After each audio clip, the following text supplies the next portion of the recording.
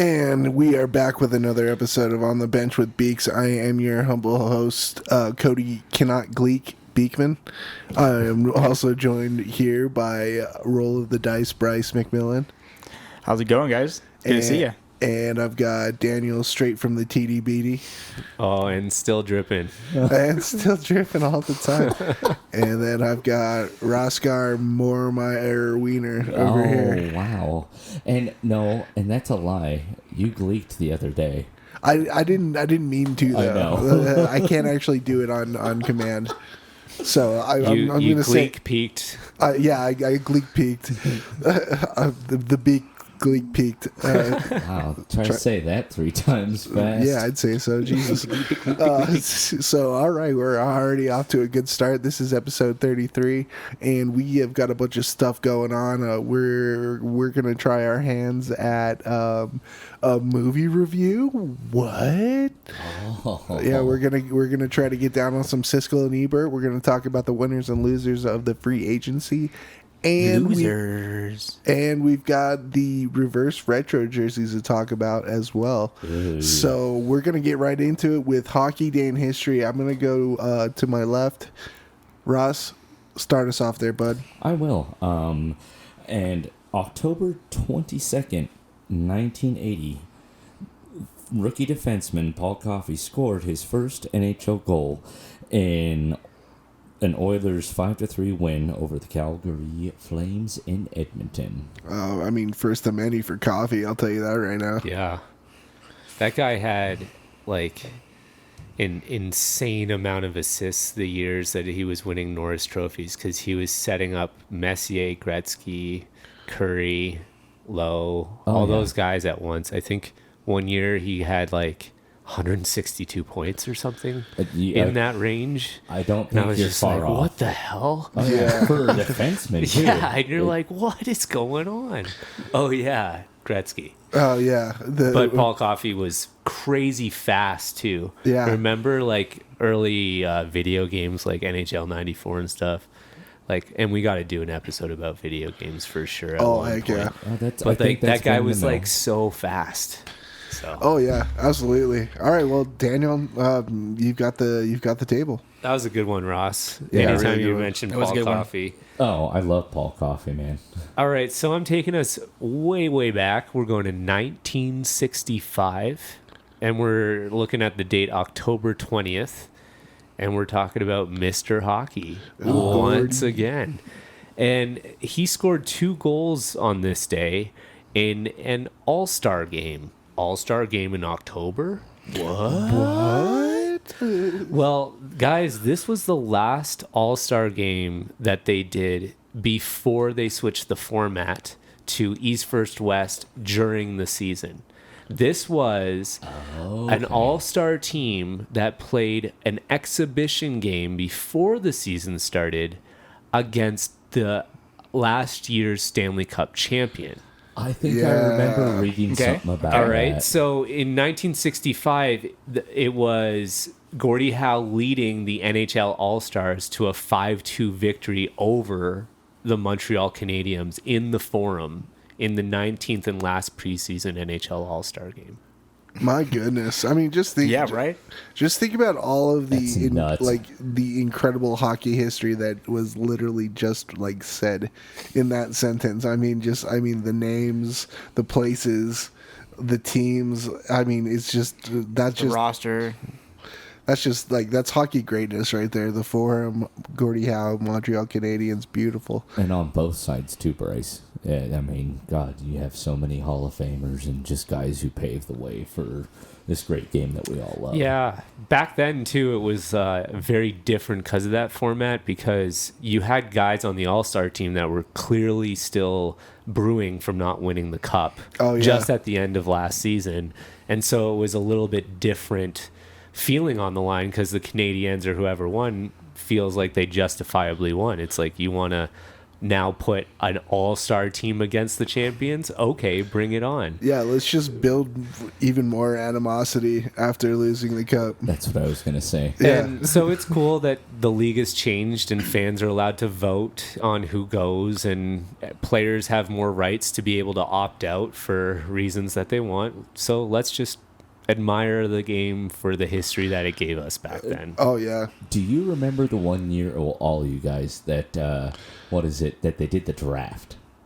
Sure. Oh, yeah. Oh, yeah. Where they had team captains and they drafted players. No, they drafted players, and it was either you're red or blue. Yeah, it was.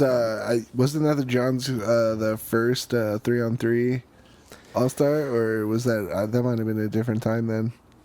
I can't remember if when they did this team thing, they also went straight to 3-on-3 at the same time. I don't know. It might have been in top. I don't know. But I do remember Phil Kessel being picked last, wasn't he? Yes, I was laughing so hard about that. Yep. Oh my god, I was cracking up about that. Castle.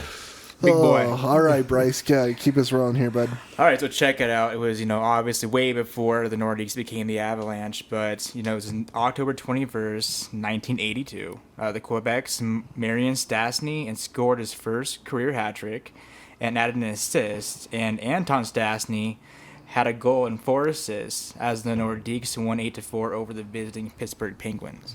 Well, yeah, back then with those 3 Stastny brothers, it was like almost. It was kind of like unbelievable if a Stastny wasn't on the score sheet at some point in any of those games. I mean, not to mention they were 3 brothers that just knew exactly where they were. Talk about like Paul Stastny, who was on the Avalanche too.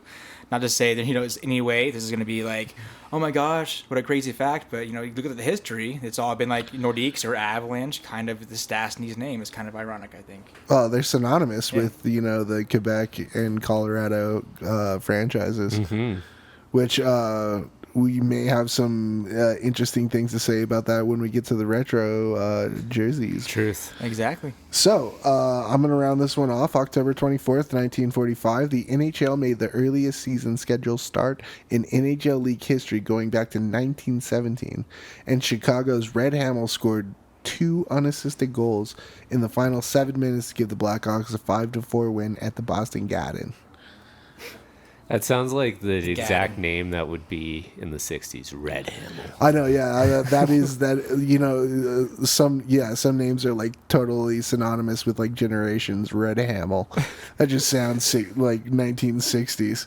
Yeah. I'm thinking Red Kelly. I'm thinking Ted Lindsay. All these names. I mean, like Toe Blake. Right. Milton's a 1950s name, like no doubt, Milt.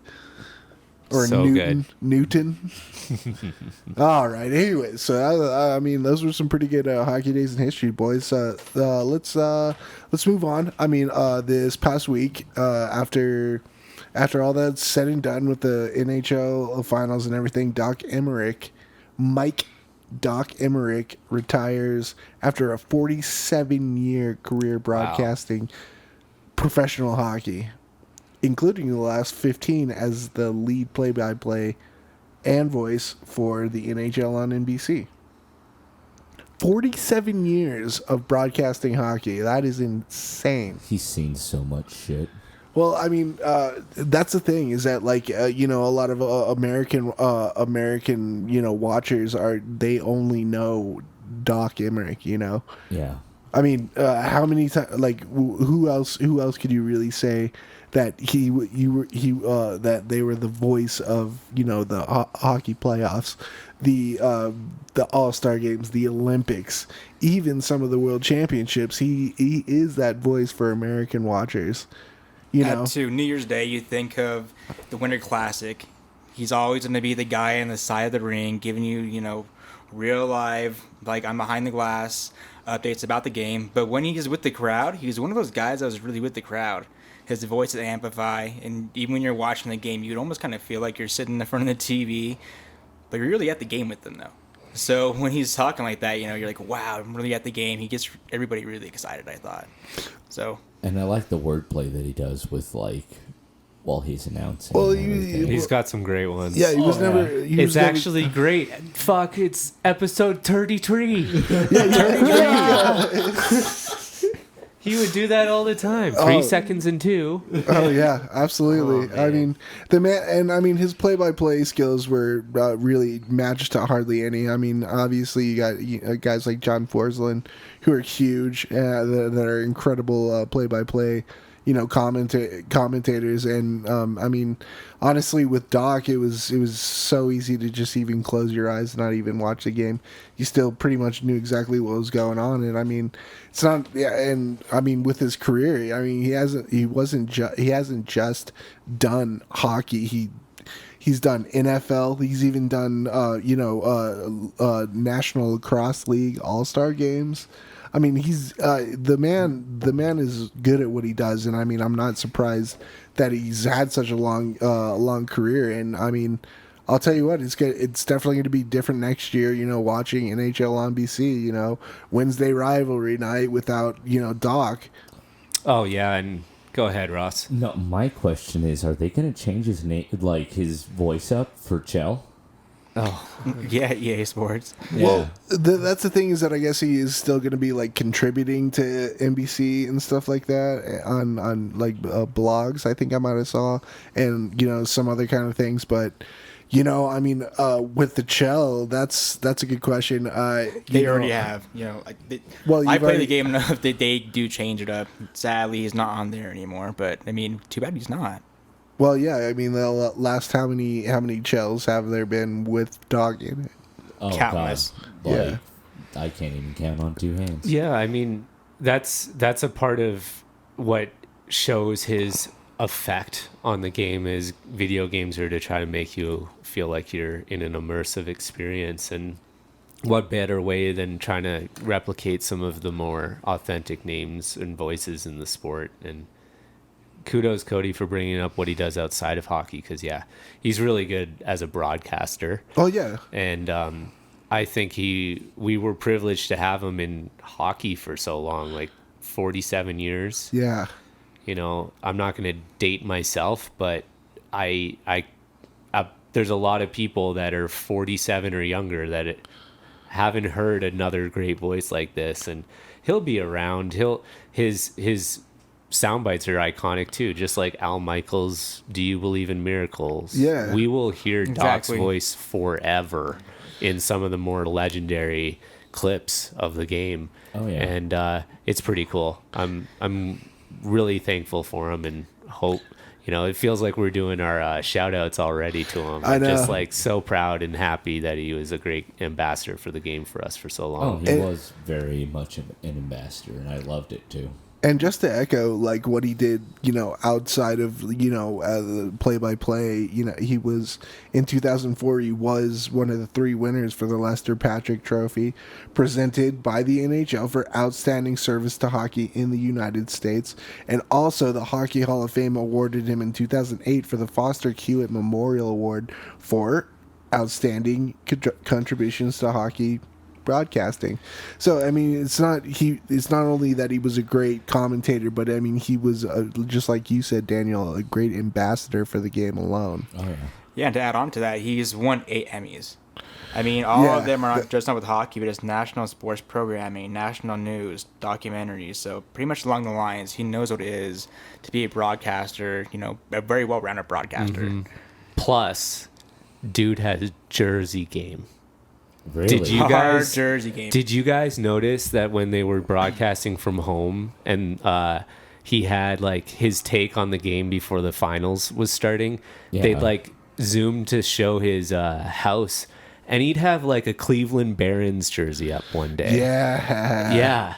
Yeah, That's dude. cool. He had some real nice vintage threads of polyester up on his wall. Well, and and I guarantee I you was those like, are mad all props. authentics as well. Oh, I'm sure. Like, he has the money. It's like what you It's said not even with, he has the money. He has the friends that played yeah. on the team. The Probably. dude, yeah. He's But- like 6 degrees of Kevin Bacon, Doc Emrick style for hockey. Well, it's almost like you said, Ryan Reynolds. Oh, he will go and snipe up any like game worn like Vancouver. Oh yeah, he's a huge Canucks fan collector. It makes it difficult. Well, apparently he does that on the set too. You know, he steals like I guess he's stolen like a number of like Deadpool props and stuff like that over the years. Doubt it. But I mean, well, so anyways, back to Doc. I mean, I do just want to say thank you for all your work and thank you for what you've done to the game. And you know, it is going to be sad that you're retiring. So you know, a sweet fond adieu to Doc. Hey man, if you need to stretch those vocal cords, we'd be happy to have you. Oh yeah, absolutely, Right. Doc. You know, you got a spot on the podcast for sure. Always, thanks for making us millennials and these TV casts you did in hockey amazing. Thank you so much. Yeah, agreed. I'm gonna go out and say he did a fantastic job. He also emulated and almost, I feel like, made sportscasters want to emulate him. Basically, Yeah, well, like, I mean, yeah, especially for a new generation to come up and be, you know, the next Doc Emrick would be. I mean, I would assume that'd be like a thing, you know. Some guy like, yeah, I'll be the next. I want to be the next Doc Emrick. yeah.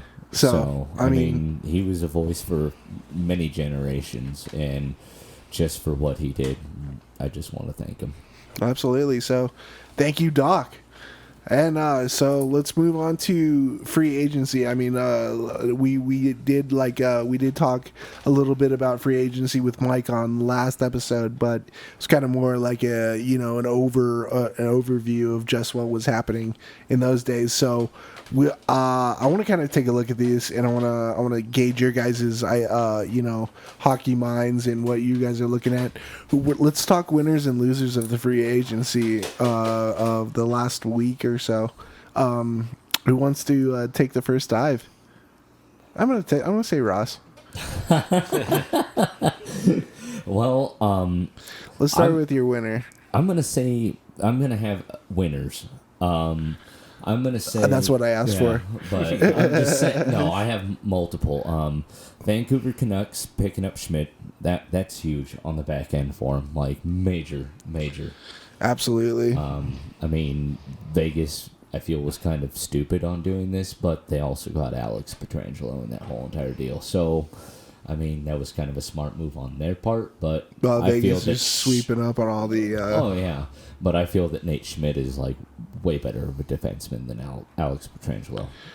Oh wow! Oh, I don't know if he's way better. I mean, in some parts of the game they're comparable, but Yeah. I mean, it's gonna hurt the Vegas Golden Knights to lose a defenseman like Nate Schmidt. Yeah, that's what I'm saying. He fits their system a lot better. So I feel that was a good pickup with the Canucks. Yeah, To add to, you got Hughes and all them. That's about it, though. Actually, Yeah. I All the mean, young unfortunately, guns, but- we lost Tanev in free agency. So yeah, and I mean, a defensive-minded kid like Stetcher too. Also, yeah, losing man. him. And But- he was from like Richmond, so Yeah. BC. So we're like, don't take a hometown discount.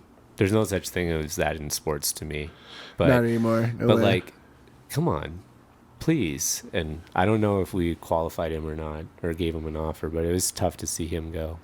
Didn't want to piggyback off of your winner right now, but I'm kind of sore because I agree that the Canucks did a good job of winning Schmidt. Oh yeah. But as a consolation to everything else they were working on, they were trying to get Oliver Ekman, OEL. I'll just say that, it's Yeah. easier. Yeah. Oliver Larson. And they lost a lot of their dudes. So anyway, keep going. But that was a good pickup. I feel that was a huge winner for the Canucks to pick that up in the offseason after losing that. That's for sure. Great step in the right direction. Oh yeah. You got somebody that you can build around, along with Hughes. Yeah, You got a young guy and an older veteran guy that can kind of teach him the ropes and kind of Well, show him. So Show him the kind of like hidden game points of his game of a game. You know. yeah. And I mean, I'm not going to be a hometown guy, but I feel that the Avs kind of made out like bandits with this whole entire thing. I will totally agree with that. I mean, picking up on Brandon Saad, huge, and Devon Taves for literally chicken feed. Oh yeah, you got Devon Taves for cheap. You got Brandon Saad, who's been a 20-goal scorer consistently for the last handful of seasons, and he's got playoff experience and stuff too, and he's championship fast. Pedigree. Oh yeah. Yeah, I mean the Avs are interesting because like the only reason I can't really call them a winner or loser is because of how well they've been doing managing their team lately. That this offseason they didn't really have to do much. No, yeah, absolutely. Parallel that with Toronto. Okay, Toronto has the same age group. Firepower on offense, a little thin on the blue line. Saw it fall apart with the goaltending a little bit. But they also have like guys that are locked in for so much money, and we see what Toronto's doing during the off-season right now, and they're replacing non-core players with cheaper players because they know they have other players that they need to sign and other players that are like making $11 million a year. Definitely. So Toronto's doing a good job with the hand that they were dealt, but they dealt themselves that deck too. Yeah, so they really just kind of buried themselves, you know. Right, whereas the Avalanche are in a similar situation, but don't have to deal with any of that financial issue. Because you guys are talking about Taves like it's a done thing. He's an RFA, so they haven't signed him yet, but we all know it's going to happen. Yeah. We're not worried about it. They have plenty of space. So we already look at it as a thing that happened and will get done because we all think Sakic is the man right now, and I agree. Yeah. You know? He's waited out, and then you've got Andrei Burakovsky that just got... signing a 3-year deal. Yeah. And then you got Joe's... I wish that it was my buddy Hollywood. Well, yeah, Neto going back to San Jose. Yeah. Mm-hmm.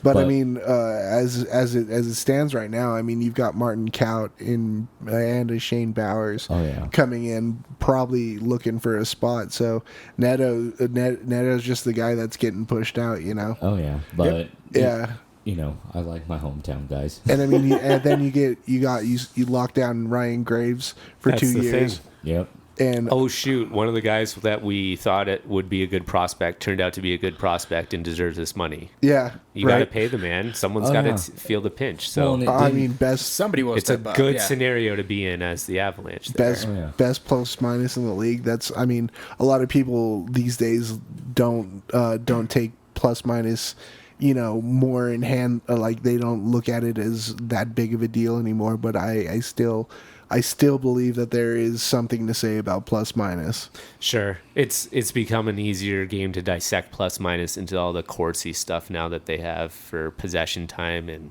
you know, goals on the ice versus off. Power play, PK.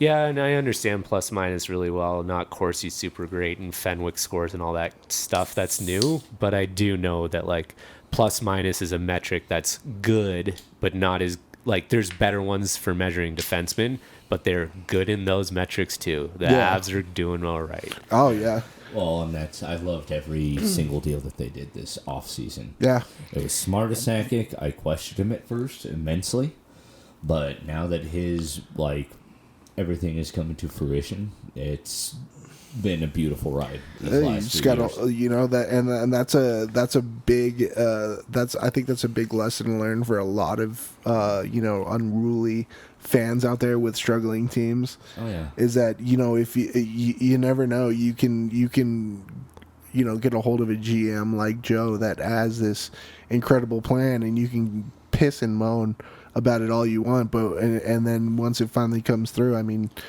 I you know, when this season where we finished worst in the league, like historically bad, the Avs did, I was ready just to say fuck it all, you know.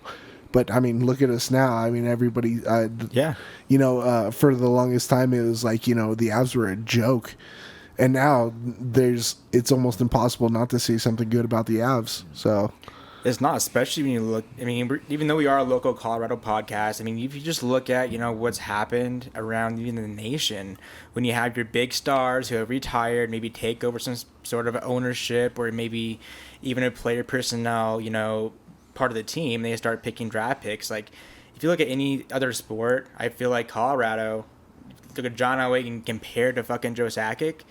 These guys, I mean, Joe Sakic has to have so much credit going to him right now. Like, Sure.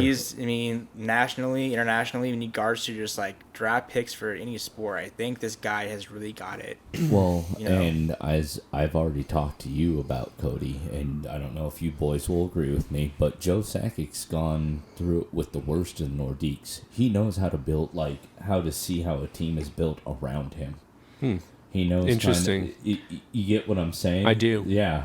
Like, he's been there. He has the empathy to really put built himself around, in the like, skates of a McKinnon or Yeah. Landeskog and know what it takes to make those guys happy. Exactly. And I think that's I'm just gonna make this point really short just so we can get on to the losers of your losers. Yeah. But I mean, I think that's where Joe Sakic as a GM and Patrick Waugh as a coach did not see eye to eye. No, As Patrick Patrick was winning. Waugh came into just winning systems, came on a winning teams. I mean, you've got you step in as a rookie and you win the Stanley Cup with the Montreal Canadiens. From there on, you're basically one of the top teams in the league, and then you get traded to the Avs, which, I mean, if they would have stayed in Quebec, they probably would have won a Stanley Cup anyways. But I mean, getting sold down the river, yet you go and play for Colorado, you win a Stanley Cup. Every year that you play there is basically could be considered a winning year. I don't think I don't think he ever really understood what it takes to actually grow a team the way Joe does. Yeah, I mean, that's why it's so nice to be able to interview these players and hear their perspectives on their careers when they're done, because what we're talking about is when during their career did they face enough adversity to have the experience to put back into whatever they're trying to do as a leader. Oh yeah, and that's what I'm saying exactly. And I think like there's a lot of players in all sports that are that way. I think if you look across all pro sports, almost everyone in a head office executive or style position might not be a past athlete, but everyone kind of in a management position of the team usually was. So I understand that, there's like Sakic's everywhere, but I think the thing that we really need to focus on is Sakic is a superstar and also really good at this. Yeah. And that combination doesn't always work out. Gretzky, coach of Phoenix. Oh, so God. so there's there are things Right. that just you're surprised that they're this good at a different aspect of the game that they were already dominating, and now they're putting more like their brain power and savviness to it rather than being able to actually stick handle and put the puck in the net. Oh, yeah. Yeah. I think that's impressive, and I think Yzerman's amazing at that as well. God. Yeah. And they played together. 19s, baby. Maybe there's something in that number, but Yeah. the guy also drafted some players that just won a cup in Tampa Bay. He's taking over in Detroit now, and he was the executive that helped Canada win a gold medal, putting them back on the map. So I love when these superstars end up being like so damn good at the GM side of it. That's the part that gets me, because Yeah. that's the part that I'm just seeing as more rare, and I'm just like, Oh, yeah. whoa. Yeah. I also want to step in and just say we got to give some credit to some of the coaches too. I mean, yeah, you definitely have these guys that can definitely pick your pieces for what you need to do, but to have the coaches like Jared Bednar, who's been able to kind of, I think, really has been able to put the pieces together, and maybe doesn't have the pieces he needs right now. I think what they've done in free agency and the draft kind of really did, solve those voids. But one example is Jared Bednar, along with management like Sakic. And professional scouting. Oh, yeah. As well as that too. It's all been really, really well handled. But as I said, it goes back to Sakic with all of his trials and tribulations he went through.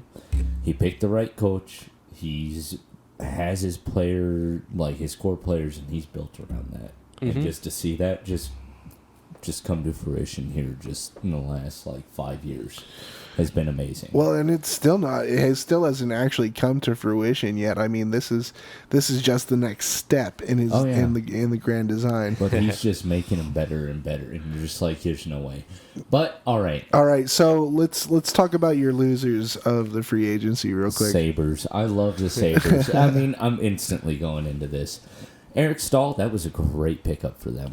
I mean, Eric Stahl, he's a little long in the tooth, but I mean, that man's pure hockey. He accents anybody that's offensive wise. Just IQ's just off the charts. Yeah, he's a good. All the Stahl brothers have great IQs.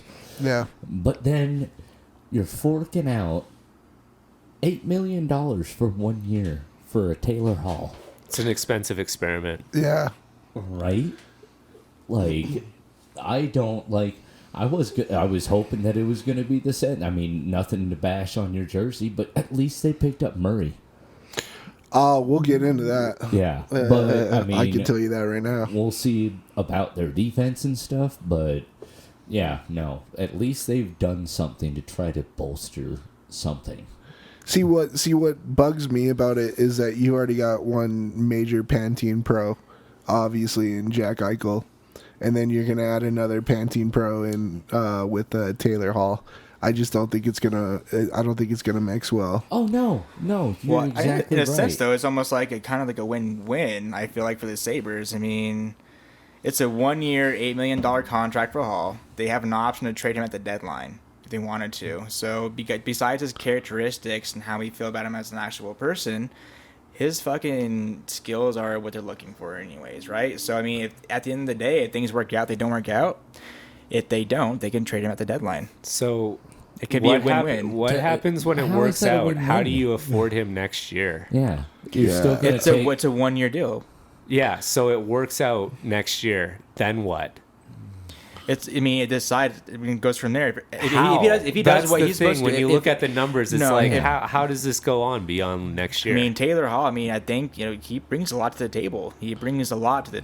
I don't doubt that. I He's an think so. MVP. It's like you can't afford it. I mean, that's something they have to talk about later. But I think if you look at Taylor Hall compared to the rest of some of these guys in their roster, he might be worth keeping around.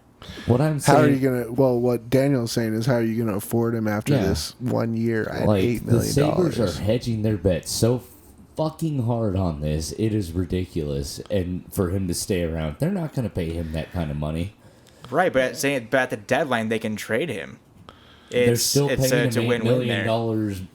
Yeah, they're still paying him $8 million. I guess what I'm getting at is if the experiment next year, that's very expensive, pays off, and they don't end up trading him at the deadline, and he does really well, it then becomes very hard to afford him in the next draft. Yeah. He's also not protected in the expansion draft. So the Kraken can pick him up. Or they designate that they want to protect him even though he's a UFA. Yeah. And then you lose somebody else like a Victor Olofsson. It's tricky. I know they did this too though because there is a coach that used to be with the Oilers that he loves that is now with the Sabres. So Hall is like really happy about that chemistry and thinks like this situation in Buffalo with him and Eichel is going to work out. I like Buffalo getting Stahl because I think that touches on us saying like we needed some leadership around the locker room for Eichel. But yeah, that's true. After that, I don't know if this Hall thing is going to be smart for Buffalo.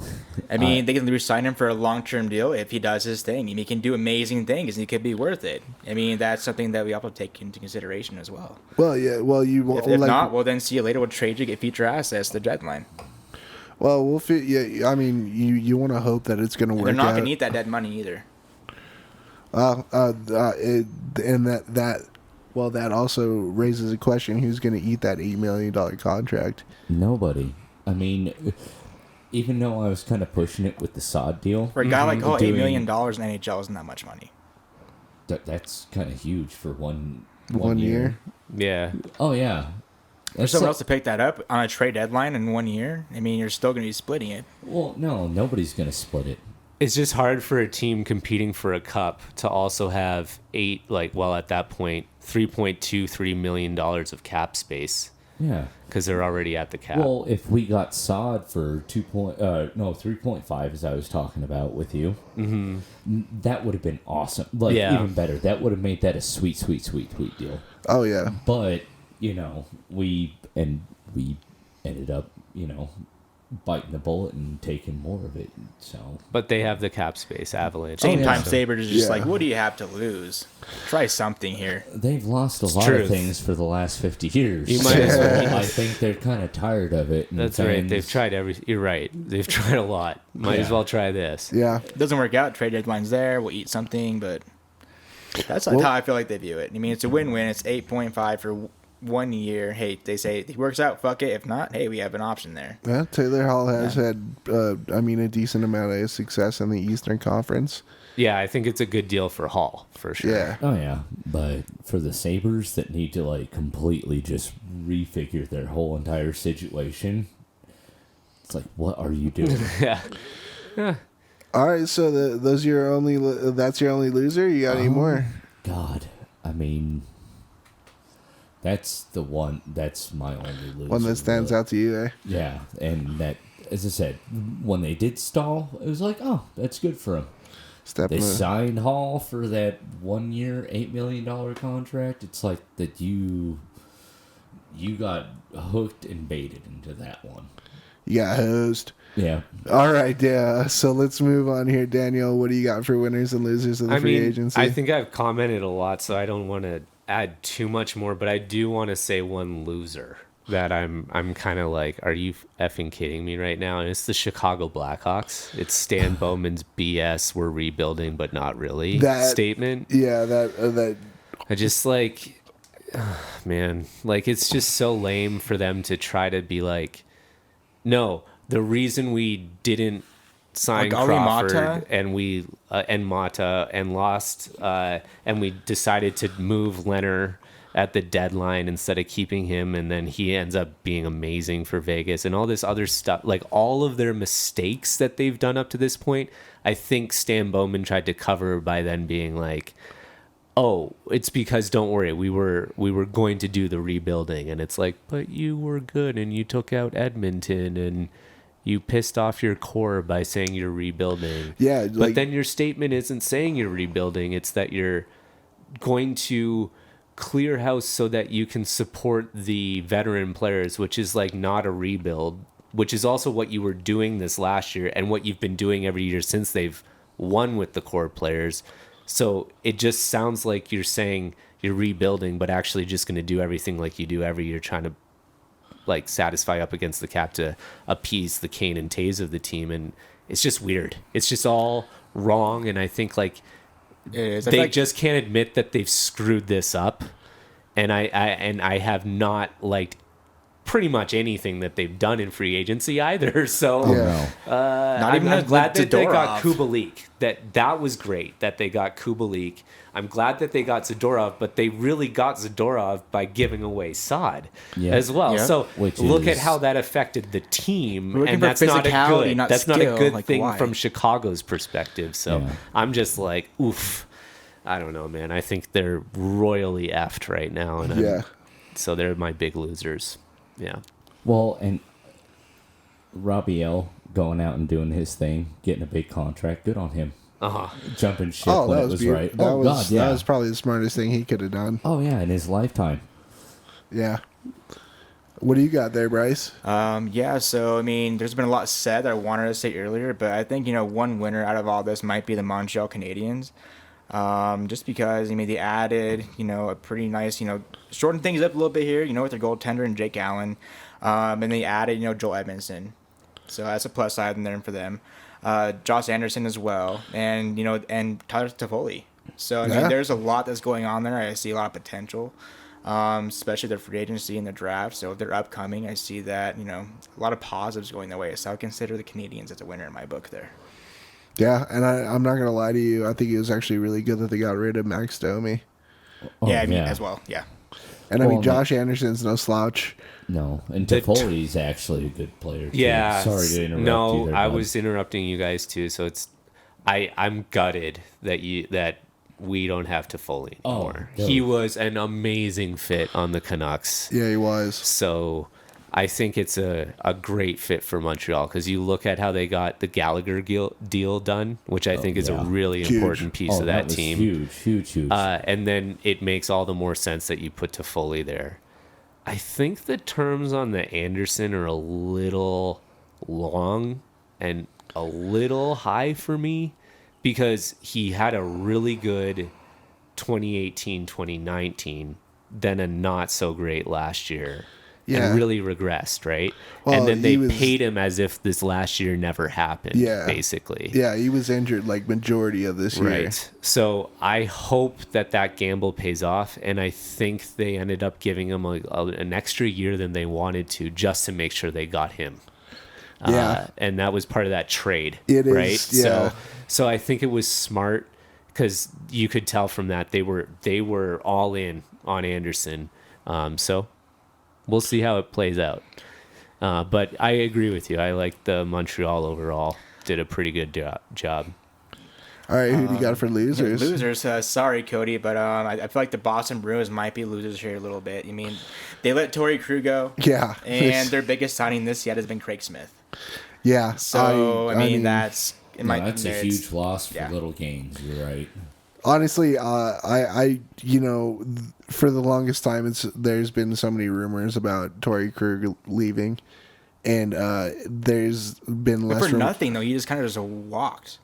Yeah, I didn't get he much was a for UFA, him. right? UFA, yeah. Yeah, I mean, sadly, that I feel like they could have done more with him, prior to the free agency is what they should have did. And if they could have. If you're gonna ask me about the Boston Bruins, I mean, I would have definitely thought about letting go of Charlie McAvoy before I would let go of Torrey Krug any day. Yeah. McAvoy or Brandon Carlo, either one I could have just parted with, and I would have stuck with Torrey Krug. So I definitely agree with you there that Boston Bruins are looking like losers right now. And I don't see much else happening. I mean, you've got Zdeno Chara on one more year, and obviously he's a big presence in the locker room and on the bench and all that. But I mean, Torrey Krug was your big minute eater.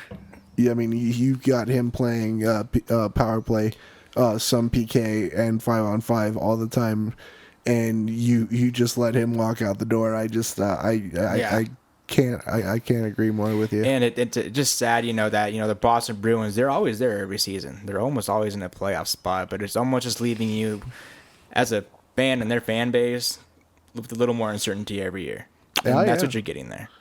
Yeah, what a privilege that you have had Zdeno Chara on that blue line for so long.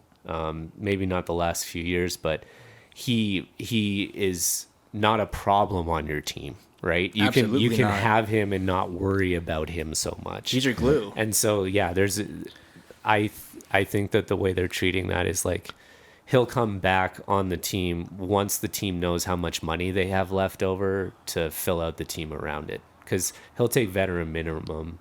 Right? Oh, he did. Yeah, This last year, he signed. He signed a 1-year extension during last season. Oh, I thought Chara was undecided right now. No, yeah. Well, if I'm remembering correctly, he signed a 1-year extension during like the middle of last season. Okay. Well, that's good news for Boston fans, I guess a little bit, but honestly, yeah, you're right. The blue line, but I also know that these kinds of things look this way when things don't work out, and I know that when Oliver Ekman-Larsson, there I said it right that time. There you go. Was flirting with leaving Arizona, there was a sweepstakes going on between Boston and Vancouver for his services. So they could have already known that Krug was not going to re-sign no matter what they were doing. Right. And so it was like, well, let's stop trying that and go for OEL. And then when OEL decides he doesn't want to go, that's when teams like Vancouver and Boston look like crap, and then Vancouver wins by getting the leftover, not Pietrangelo, by getting Schmidt. Yeah. And then there's nothing for Boston to then get. Right. And then it's like, oh, crap.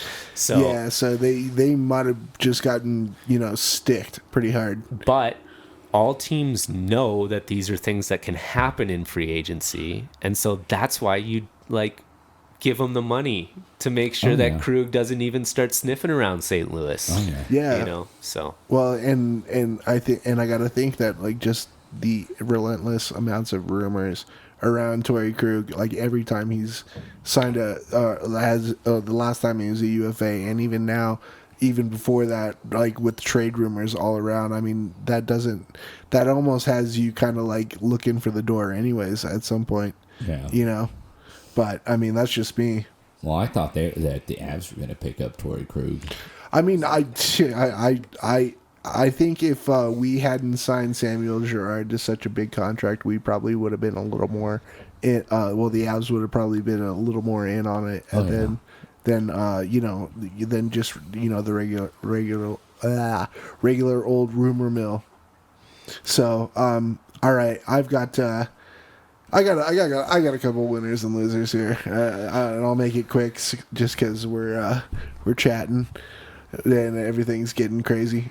So check this out. My winner of free agency is the Ottawa Senators. Oh my goodness. Yeah. In the win column, eh? Yeah, in the win column. Not overpaying Murray. No. No. I mean, but I like this. Yeah. I think they did a really damn good job of, getting Evgeny Dadonov. That was a huge get, a 3-year deal. It's good terms. $7 million, and then you got Matt Murray out on 4. I don't know if I would have gone 4 years with that, but I mean, that's a huge get after Craig Anderson, the goalie that has stood the test of time, is finally walking away from the Senators. And I mean, to me, the Senators' big problems were goaltending. I mean, Craig Anderson, for what he was, he could be a solid 10D, but I mean, when you've got a rotating chair of backup goalies behind him, and I mean, just that almost on-off switch that you could just put on Anderson, I think going out and getting Matt Murray's huge. And then a Latvian guy, I just wish Keiths was here because they also signed Rudolfs Balcers to another 1-year contract, which is huge. What a name. Rudolfs Balcers. Balcers. They didn't score a goal back in the 1960s, that's for sure. No. Yeah, I don't know. Maybe his dad, Rudolph Balcers Sr. or something, did back in, Blitzen. Yeah. Oh, my God. Blitzen's Balcers, yeah. But I really think that Eugene Melnyk actually did something good for once. Except saying that they're going to win the cup in the next 4 years. Yeah. God, what an idiot. Yeah. And when I started seeing the Dadonov signing, the Murray signing, I'm like, when the fuck did Melnyk actually start to give a shit about this team? Truth, because he paid them a lot of money. Yes, absolutely. I like the fact that they didn't totally F up the draft either. They had a lot of picks. Yeah. And they actually picked good players and did a good job, and looks like this is going to be a good team. Yeah, I'm a huge believer in that Stutzel kid. I think he does look great. Yeah, so big German player, so that I think they come away a little bit of winners out of this free agency. Nice. And so my losers are all the California teams. Oh God. I think the best one, I'm not even was Shattenkirk. We talked about that. And I mean, that's literally the only thing you're hearing out of anywhere in California right now. Oh, and they got Grant back. That's it. Oh, Derek Grant. Yeah, that's a game breaker there. I'll tell you right now. I mean, L.A., San Jose, and Anaheim, they were ghosts. Oh, we missed the bus completely in this whole entire thing. Yeah, when all three teams are sitting at the bottom of the Pacific Division, I mean, you've got to do something here. You've got to look elsewhere. You've got to find something. I mean, big names were out there for signings. Move around, move parts around. Get somebody in there that can shake up the lineup, and nothing came from any of those three teams. No. Well, I think Marlowe. But Yeah. Oh yeah, Maybe Marlowe. Yeah. yeah. for the San Jose Sharks, and then the Kings did jack shit. No, yeah, that's what I'm saying. I mean, like, that's the two biggest things that happened on the north and south side of California. Yeah, the biggest news out of California has been a player re-signing or signing in Toronto. yeah. Like I mean, Thornton to the Leafs. Yeah, Joe Thornton is to the the Leafs. biggest free agency news in the West. I like that. You're so right. All three of those teams really didn't do anything. And No, I they did mean, nothing. when you've got big names like, I mean, OEL out there like looking for trades. I mean, Torrey Krug, Alex Pietrangelo, Matt Murray. I mean, look at San Jose's goalie problem. Look at LA's goalie problem. I mean, Jonathan Quick's aging faster than Jonathan a rotten Slow. peach in the sun. Yeah. And I mean, you've got what I don't even know. I'm trying to think of the backup, their backup that they're really, really stoked about. The Kings? Yeah, it's not Johnson. I don't know. Either way, but he's still a couple of years away from actually, cracking a full-time goaltender's position. So I mean, you've got all these exciting prospects out there that you can make moves to change the team's landscape, and you hear nothing from all three of those teams. Like easily the top losers to me. And like especially San Jose, man, their last year window to win the cup has been like 4 years extended, and they didn't do anything. In fact, the ultimate sign of that over is Thornton going to Toronto instead of trying to win with San Jose next year. Well, no, the biggest one was Little Joe going down to Dallas. I feel Joe Pavelski. Last year? Oh yeah. Oh, I feel that was like the end. That was the beginning of the end. That was the beginning of the end, and they just started cleaning house. They brought Marlowe back just so he can retire with the team that drafted him, basically. Pretty much. Good job. Yeah. So yeah. He's gonna break Gordie Howe's NHL games played record. You guys know that? No, I didn't know. That'll Yeah, be pretty he's exciting. like 20-ish games away from breaking that. That'll be awesome to see. So, just to clarify, not more pro games than Gordie Howe played, more NHL games than Gordie Howe NHL played. games. Yeah. But still. So yeah, I mean, winners and losers of the free agency frenzy. I think we all had some pretty solid points that was made, and I mean, I do just want to say I do agree with you with Chicago too. Being, that was then that dreadful letter to the fans. Stan's no Like, Scotty. like, That's all I can say. Yeah, that's for sure. I was like, he must have been drunk while he put that out or something. I'm like, I was reading it. I'm like, Or more like, Stan, stop drinking. Stop drinking. just for a minute. You just think about what Just you're one doing. off season. Just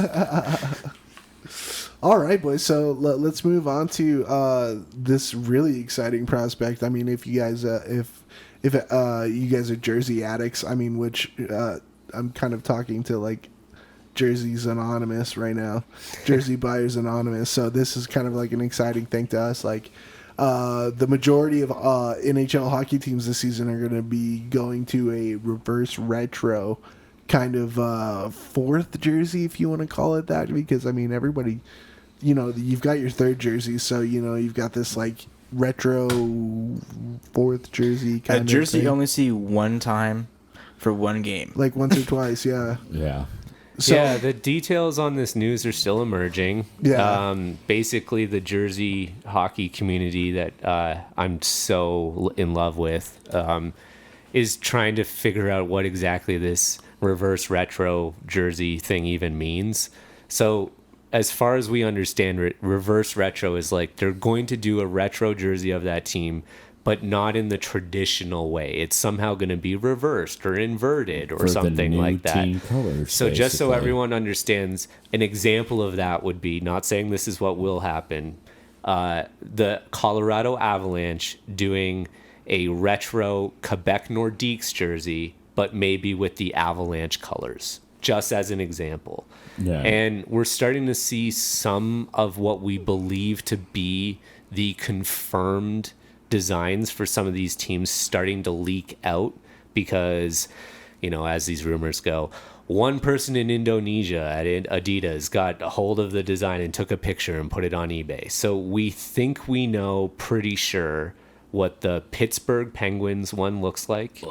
And it's like a letter script diagonal that says Pittsburgh. Yeah, It's the opposite of the black ones. Yeah, Right. It's reminiscent of the 1992 when they started with 1992 up till like 98 There you go. away sweaters, the black ones with the Pittsburgh script. So Yep.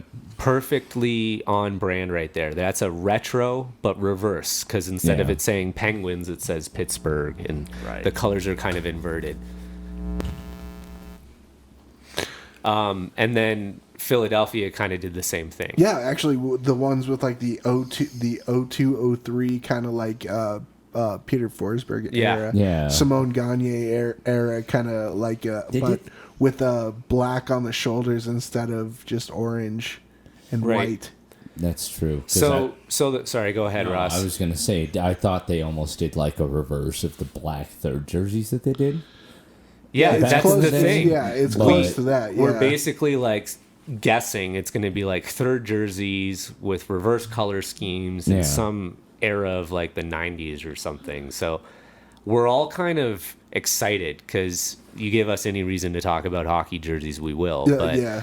I love retro stuff, and Oh, yeah. I'm a huge fan of like ugly third jerseys in general, like the Mooterus or the Turd Burger Yeah. or the Fisherman, and all of these ones that collectors are like salivating over. Yeah. And it's funny because even before this reverse retro thing was announced, when the Vegas Golden Knight third jersey yellow came out, we were all thinking like, oh my god, it's kind of like that Mustard Cat Nashville Predators jersey, and it's already gonna have like ugly Notorious status or something. Yeah. And now we're talking about like reverse retros, and it's gonna be interesting. Did they have to get like authorization from Gold Dust the wrestler just to like use that much gold on It's that ugly jersey? as Oh god. sin, but it's one of those ones I think you'll love it because of how ugly it is, kind of thing. Oh, absolutely. Or Like, you're in yelling fu- at us right now, being like, "What are you talking about? It's already beautiful." And ladies and gentlemen, that's why we love hockey jerseys. They come in all shapes, sizes, colors, and everyone can love them, and they're all beautiful. yeah, oh yeah. This is just our opinions. But So, Yeah. Ross, I am very interested in yours because when I think Anaheim Ducks, I think Wild Wing. yeah, Do you think that's what's going to happen for the Ducks? there's leaked pictures that they're going to do that, except with like an orange background, and it's going to be more towards their colors, basically. Like Okay. the present colors with Yeah. the Wild Wing. Oh yeah, popping out of the ice. And also that is the only hockey jersey in NHL history to actually full form show the actual mascot on it. Oh, yeah.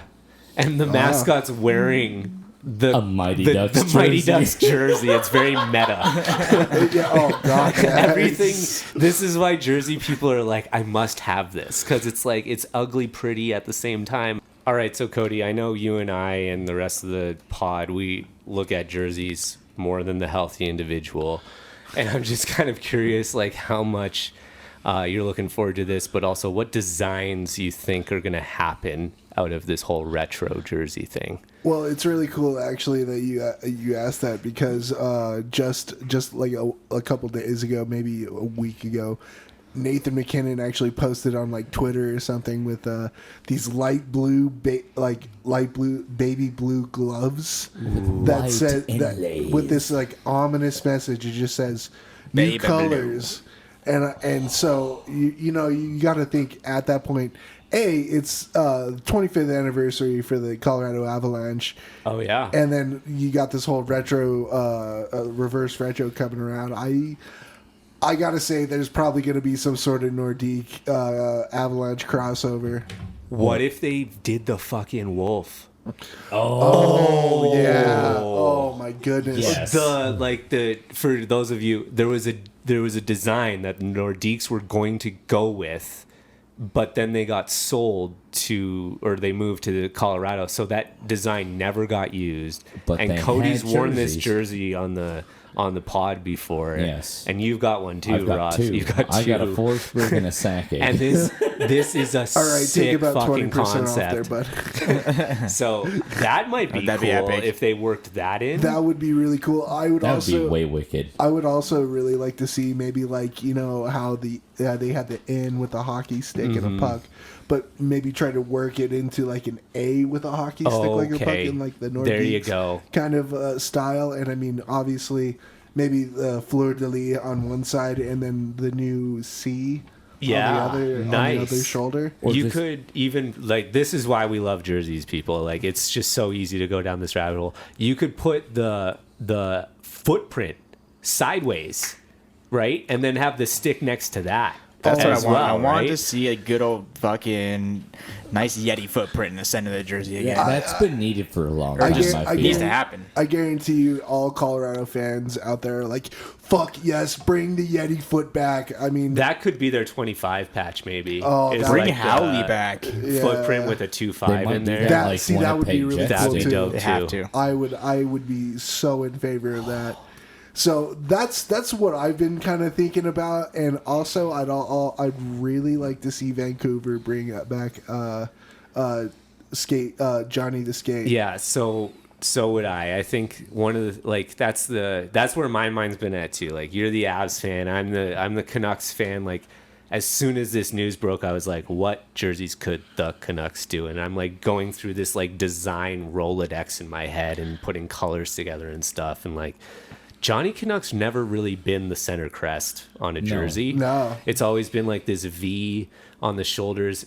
There's this very famous concept art of him like skating. That's and the one that I've would seen. be dope to Yeah. put in, but I don't know if they have the rights to that, and that's why they've never used it.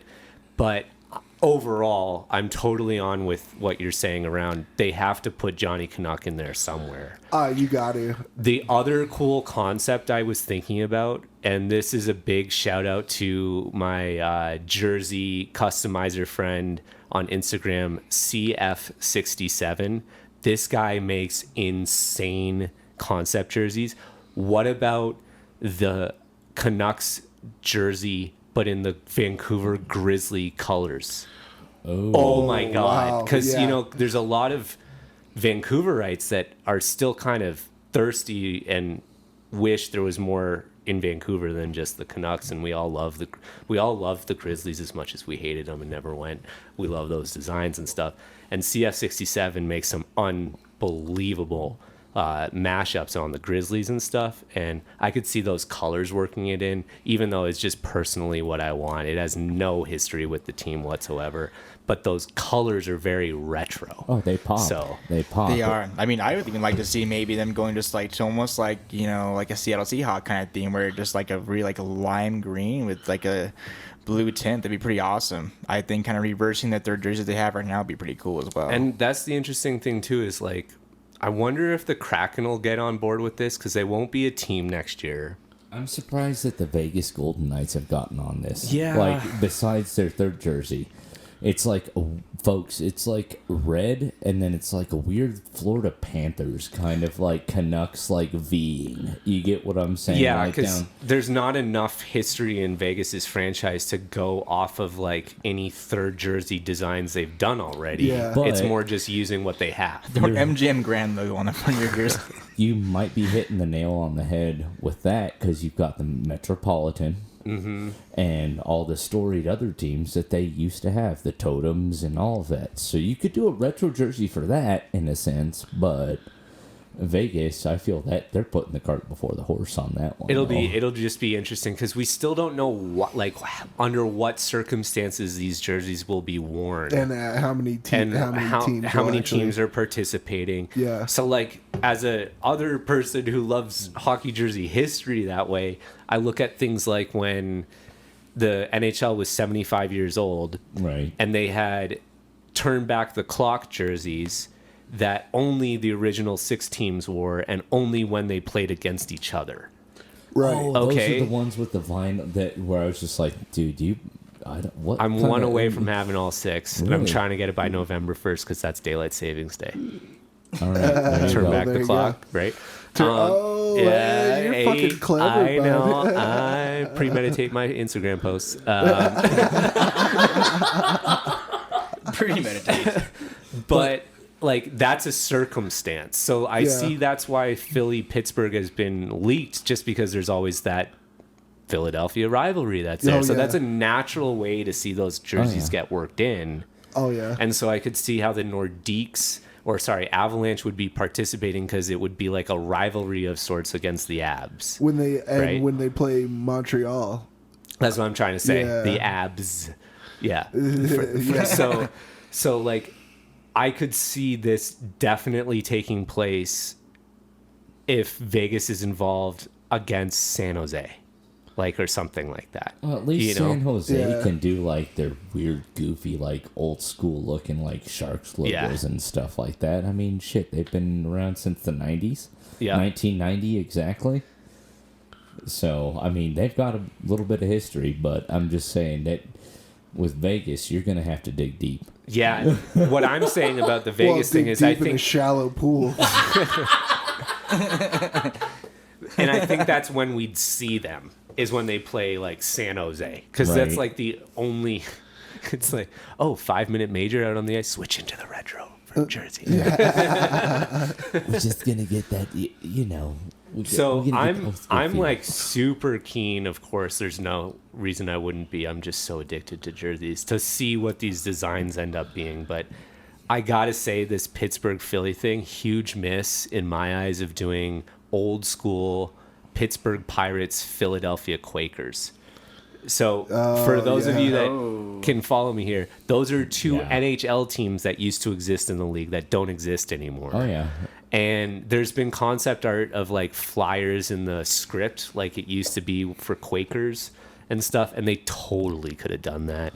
And I'm kind of bummed that they didn't go that way. But I'm just a guy that loves really old jerseys. Should So Montreal Canadiens do the Maroons then? that would be so sick. That'd but be they're- epic. but technically, again, like I wonder if they will, because I'm campaigning for the Flyers wearing the Quakers and their different clubs. Just like I'd love to see the Maroons, but that's technically not the same franchise as the Canadiens. I know, So but I wouldn't still, see them doing it, but I would love to see it happen. Yeah. Oh yeah. I think it would be fucking sick It'd be if like- they took those old school like wool and acrylic sweaters, and we all know they're impractical to actually wear in a game, but just wear them like as like a Winter Classic warm up. Oh my god! Yeah. Yeah, People would jump on those like flies on stink. it would be so great just to see the like true jersey sweater thing Oh, yeah. make a little bit of a resurgence, and not just because I'm sitting on a stash of them that I love Right. and would want to sell for a lot of money or anything. Well, and correct me if I'm wrong. That's why they actually call them sweaters. Is basically they were sweaters. Oh, they totally. Were, yeah, Oh, they yeah. were not jerseys back in the day. They were literally just thick knitted sweaters. They weren't air knit super twill. You Oh, know? Definitely not.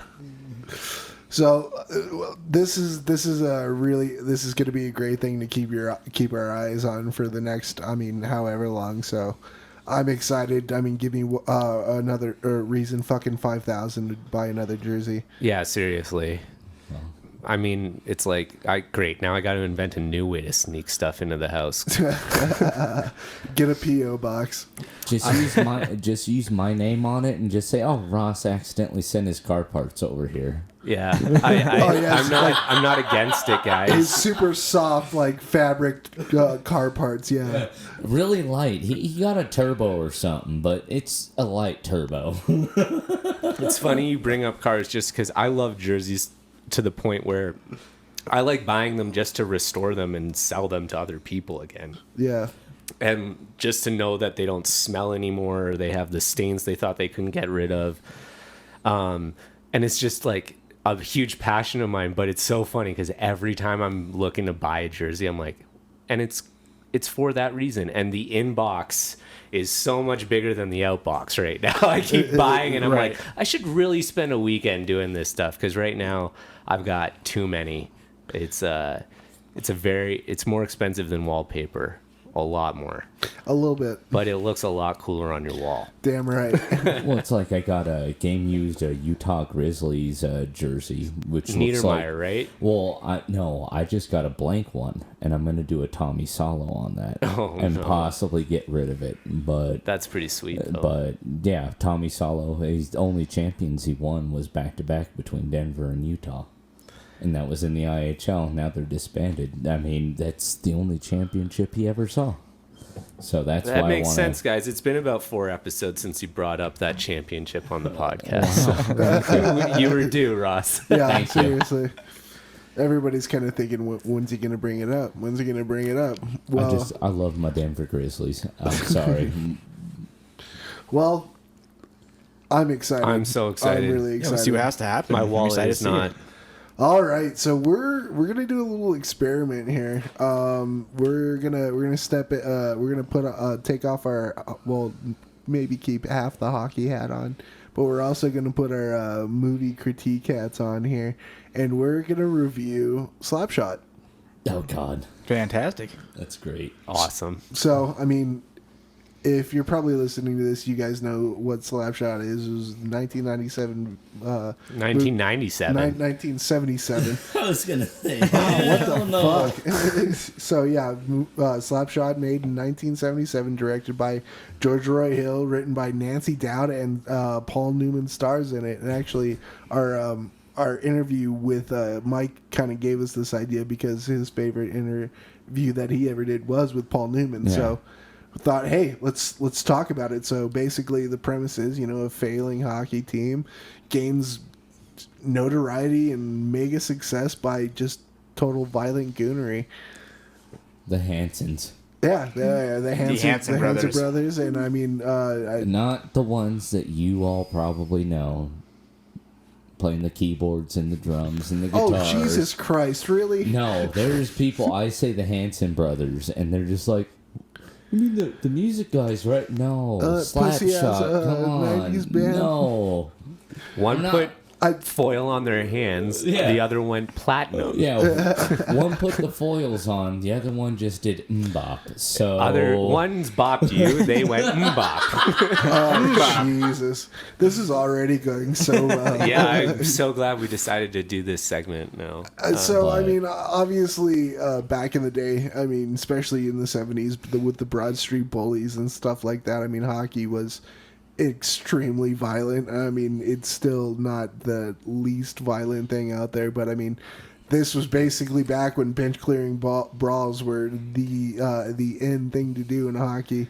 I mean, Rodney Dangerfield really said it right. Like, I went to the fights the other night and a hockey game broke out. Yeah. That's true. And this, That's true. and this, Slapshot fully personifies that. A like, team that resorts perfectly. to violence.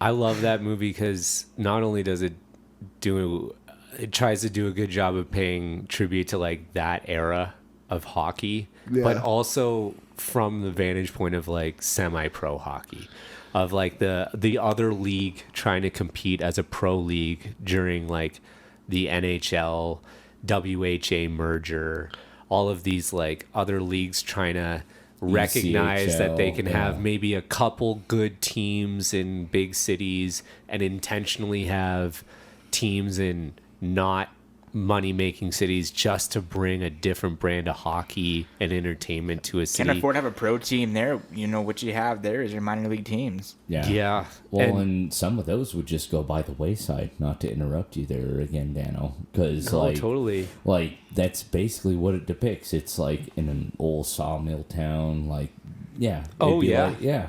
And during the movie, they talk about how they're in this town that's failing. Plus, they're thinking about moving the team to Florida.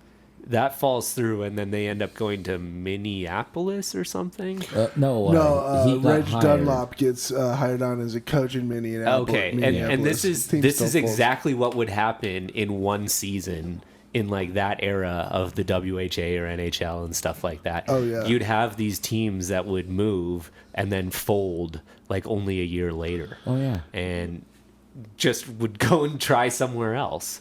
And I always love that movie because like there's just so many good vignettes or parts of hockey that are being explained in that era to you. But you don't understand any of that shit because you're an 8-year-old on a bus and you're going to some hockey tournament, and it's the only fucking movie that you watch every fucking road trip you go on. First time you saw boobies. Yes? Oh, totally. Okay, all right. It was if it wasn't, it was Animal House, but I'm pretty sure it was Slapshot. It had to be Slapshot. Mine was for either sure. Slapshot, Animal House, or oh god, what was the other one? Porky's. Yes. Porky's. So I mean, I love this movie not for only the nudity and breaking me into that. Oh god, out of that hardly innocence, any nudity. but just like the guy. Just the whole movie is set so well. Like, there's a French guy on the team that's trying to explain hockey to you. It's like, you go to the Bucks and you feel shame. Oh, there's God, so many yeah. quotable things. But then there's also the stereotypical French-Canadian who doesn't speak any English and is just there and thinks this is, like, the show. And has no idea he's, like, the best of a crappy team and stuff like that. And you have the guy who can speak French Canadian to the other guy. Yeah. And like the way the hockey wives dress to go to the games and like are in their fur coats. Yep. Yeah. And some of them completely care and go all to the nines, and others don't even want to be seen there. Yeah, It's like, so great. It's and They're also playing without helmets. It just shows, like, you know, again, they tell about the era of the sport. And I also like how at the end of the day, they're just like, people think that hockey is all about just fighting, right? And, you know, that's what the sport is. And so if you're a viewer who just doesn't know what hockey is, and that's what it is, but at the same time, if you're a really hockey player, you also get those real undertones in the reality of like, oh yeah, that's kind of hockey at some point too. I understand exactly what that's like. Oh yeah. Well, and that's Dano talked on that was like the era of that. You had the Broad Street Bullies going 75 to 76. I think that was me, but okay. Or was that one of you guys? I know that you've talked about Philadelphia. It's the okay other for you to ones, think but- all the good points come from me. Oh, wow. And it's all right, I guess. But no, it's you got the Broad Street Bullies and all that stuff, and that's what it touches on. And hockey's not like that anymore. To a point, I wish it was, but It's cool though that they just kind of like overdo all the character elements of that story, and like Ogie Oglethorpe, what a name! Oglethorpe. Oh my gosh, dude, and that guy's got a caterpillar for an eyebrow. and you know, for hockey fans out there, this is not the movie you watch to have like a feel good hockey story to motivate your team before you go out and play in the championships, or with your you kids. appreciate or your kids. Truth. Or like the one you appreciate for like all the on ice cinematography.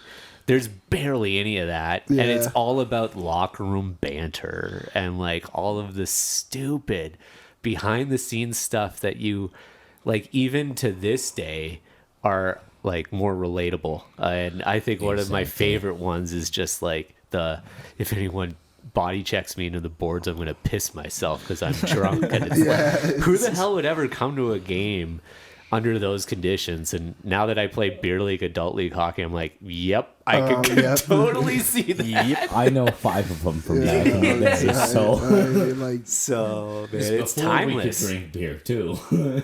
And yeah, it is. It really is timeless. And I mean, you know, some of that stuff really just it just stays in hockey. I mean, maybe some of the bench clearing brawls have kind of gone the way of yesterday, but I mean, you still got that. You know, you got this weird, almost like total brothership in the locker room and stuff, and all you guys are doing is basically just chirping the shit out of each other. You know, ogling broads and, you know, drinking on the bus. When you're watching Goon, every time they're in a bar, it makes you think of Slapshot. Yeah. It's very well redone in that movie. Yeah. And even in Goon 2. Like, Yeah. I did not like any of the Slapshot remakes. yeah, by the way, how many were there? Like 4? Yeah. There was 3. There's 3, I think. You know your franchise is successful when eventually a Baldwin gets in That one was of your in the movies. second one, Depends too. on which Baldwin. Man. Yeah, that's true. This was Stephen Baldwin, so it's not Alec. Oh, the very same who played Barney Rubble in the Flintstones. I've had a habit or two. It's Yeah, all but right. Dabba don't, man.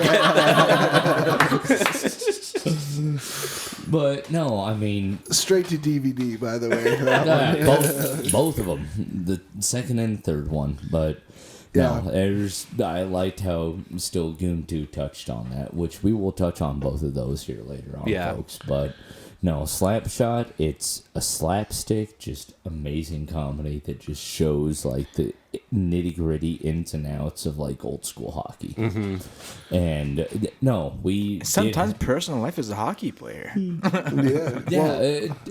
Allegedly. Allegedly, but hey, I'm gonna say my life is like a movie. How's it going so far?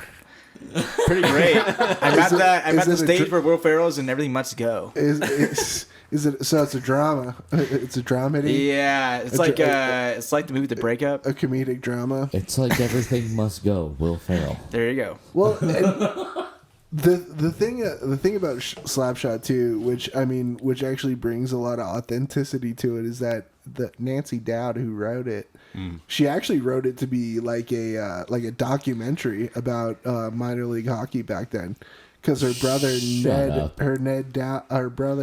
Ned Dowd was actually a minor league hockey player.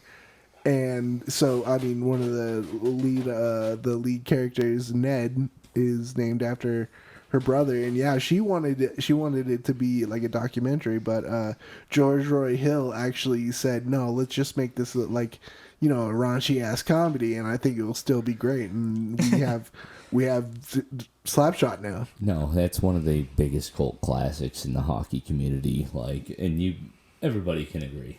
Like, Oh, yeah. It's a cult classic. Just the original one. Everything else, just throw it out. It's like after Godfather 2. You just go with the one with the slap shot. That's it. Here's a fair thing I think most people would say about Slapshot is like, oh, you want to like binge hockey movies for a day? Start with Slapshot. Oh yeah. You don't, you know, like that's probably where you should start, not somewhere else. Start with that one. Yeah. Oh yeah. You know, Not Mighty Ducks. Start with Slapshot. Well, even in minor leagues now, I mean, Slapshot is still seen as like the Bible. oh, definitely. You know? So, I mean, yeah, it's pretty imperative that you start right where, you know, where, oh God, how do I want to say this? Basically from the horse's mouth, you know?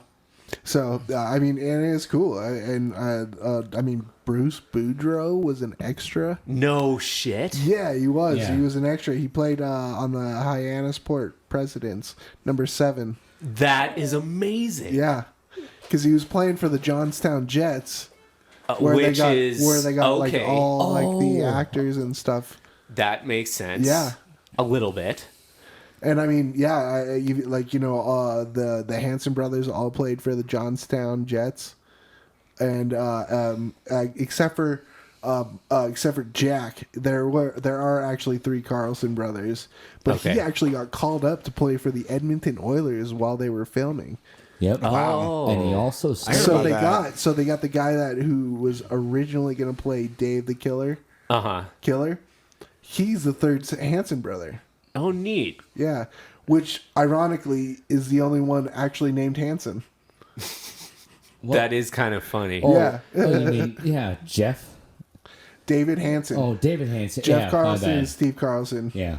But also, did you know that Jeff Carlson, when he went up to the Oilers, played or stayed with Wayne Gretzky in his, was his roommate? Oh, neat. Yeah. And he also went on to play, what was it? I think it was 2 seasons with the LA Kings.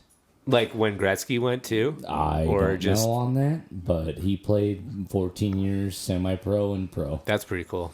So, I mean, I think it's kind of cool. From putting on the foil to being Gretzky's roommate. Yeah. Yeah, really, straight up. straight up, in the means of it. He wouldn't have to hit that machine for his quarterback anymore. Oh, God. Fucking machine took my quarter. Hey, boys, look it, I got it. Skinny ass, oh my God. Don't worry about it. What if, when he got to the room with Gretzky, he pulled out his, briefcase or his luggage and he had the train set in there. Oh, yeah. That's slot cars that he had. Wouldn't that have been amazing? If Gretzky's like, holy shit, it's for real. It wasn't part of the movie. Racing his slot cars and stuff like that around. Holy hell. So, boys, let's do rating. Let's rate this one. Okay. Let's go around, just rate it real quick. What do you give Slapshot there, Ross? God, I'd have to give Let's go out of 5. I'm gonna give it a solid 5. I chuckle. I haven't watched that movie in forever, and I rewatched it last night, and it was just,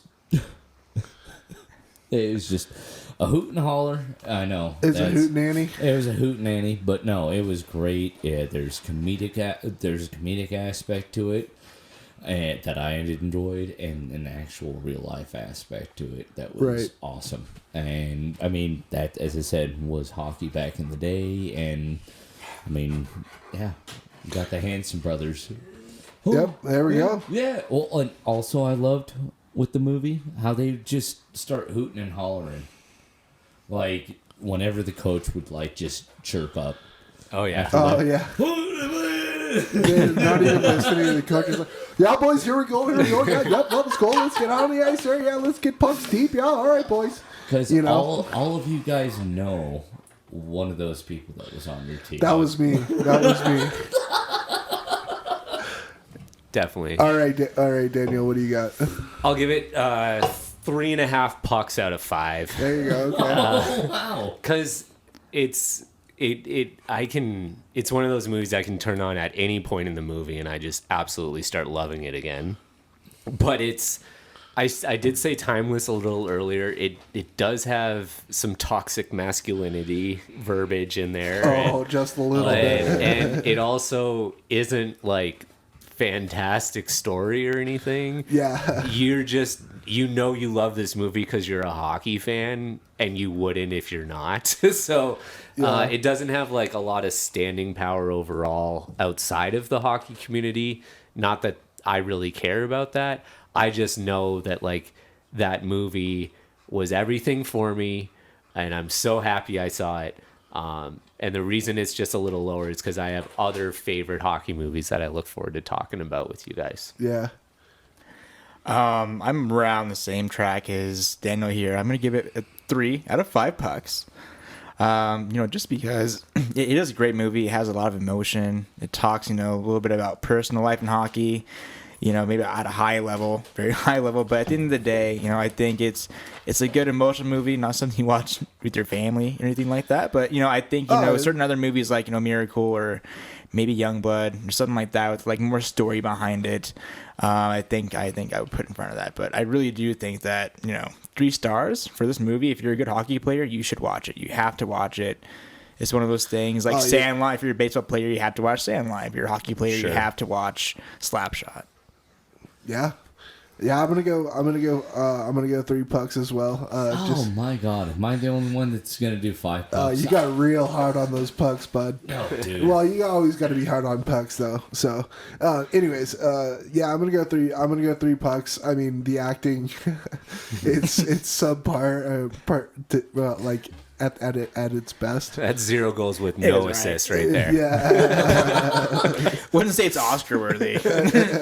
it was actually like nominated for some awards. I don't remember, but yeah, I'm gonna go 3 punks. I mean, the acting. Well, it's like like stereotypical 70s acting. Paul Newman was like really the only huge star in it, so everybody else was just like minor leaguers, just basically told to be on screen and say fucking lines. So I mean, you kind of lose it there, but I also agree that there are way better hockey movies that I'm really excited about talking about. So I'm gonna go 3 pucks. Well, and one thing I did love about watching this movie is I told my mom what I was watching, and all of a sudden she goes, "Wait, that has Paul Newman in it?" I was like, The salad man himself. Yeah, you bet your ass. And she's just like, all right, enjoy that. And so, I think that's the show, boys. Let's do some shout outs, and I think we can sign this one off, eh? Alrighty. So shout out to My Beer Nation, and also shout out to any hockey fans out there. Anybody who is willing to come on the podcast and who listens, definitely give a shout out to us as well. Yeah. Daniel? I'm going to give a shout out to my dog Sirius, who's been with us here. You might have been hearing that ruffle in the background. That's not Ross going for another beer. That's my dog. Yeah, Sirius. Even though I'm hairy enough to be your dog. I feel bad for you, Ross. I picked on you more than I did Bryce this episode. Yeah, it was. Bring it. Also, shout out to My Beer Nation. Also, Dog Nation's doing a charity event tonight. We're big supporters of Dog Nation Hockey Foundation. And big shout out to Doc Emrick. Again, we're all very thankful for you, Doc. Everything you've done. And also, I just want to give a big shout out to the sled hockey community. The day that this airs is a day that there's some sled hockey going on in Colorado, and it's kind of interesting. We'd love to be there. I think we're going to make it a point of getting there. But it just goes into what we've been talking about with accessibility to the sport of hockey. It just became a little difficult for us to get there with the time that we were given, with the support that we had. Doesn't mean we won't do it, but a big shout out to that sled hockey community. We're looking forward to getting on the ice with you at some point. And to Pierce Grandchamp for bringing that up. Yeah, and so... Big shout out to that part of the hockey community, and thank you to all our listeners. And yeah, I mean, I just give a shout out to everybody here, My Beer Nation. I mean, if it wasn't for all you and, what Dan the man does, we wouldn't be able to have this. Even you, Sirius. I mean, we couldn't do this. I'm kidding. But no. And... yeah, I would like to give a shout out to my coworker's family. They're just been stricken with corona, and he is about I think it was like 2 or 3 of his family members are in the hospital. Oh, wow. Yeah. So, yeah, swift and safe recovery there. Yeah. So, yeah, I just hope for that and just keep on keeping on, I guess, as Joe Dirt says. Yeah, I just want to thank all the listeners. I want to I want to say congratulations and thank you to Doc Emrick. And I also want to say thank you to Clappercast Media, Nice, yeah. 131 Podcast, Sports Bliss with Rob and Chris, Absolutely. and the Hockey Minute. They're big supporters. We're all kind of a nice tight-knit group, and I really like seeing what they're doing every week. Oh, and Side of Ranch. Don't forget Side of Ranch. Never can. SOR. I got you guys. I got you. What the hell is Side of Ranch? Oh, you're missing out, man. Oh yeah, buddy. It's great. Well, all of you are missing out if you don't listen to Check any it of out on these the side. podcasts. So I just want to say thank you to all of them. They're great friends, and thank you to you guys. So, Vi Horsch. Auf Wiedersehen. A bientôt. Salud.